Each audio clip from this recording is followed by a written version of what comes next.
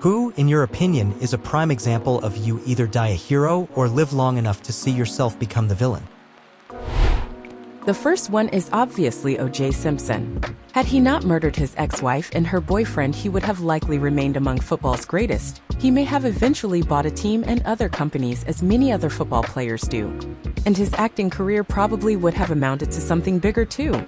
Well, unfortunately, he couldn't do that. Now whenever anyone says his name, it goes straight to the murders.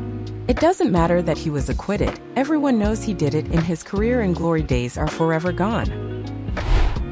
Philippe Pétain.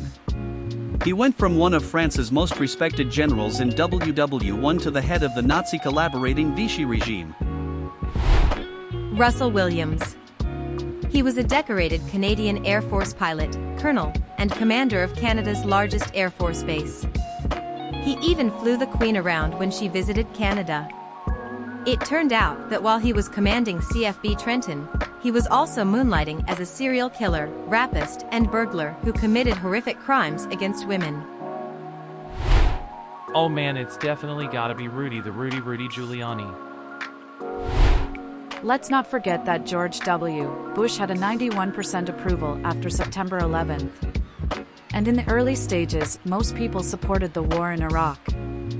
Also, Ellen was respected as an ideal feminist icon, but it turned out she was cruel and vindictive to those under her.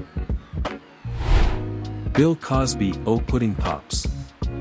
He was always a villain, he just hadn't been exposed early on. I have one more. Benedict Arnold.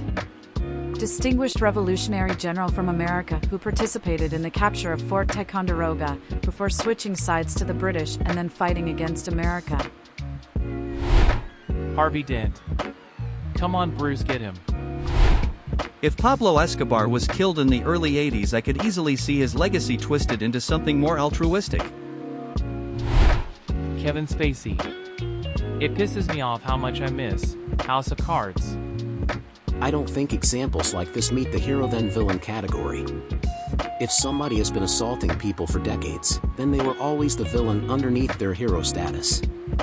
Their true nature just got exposed eventually.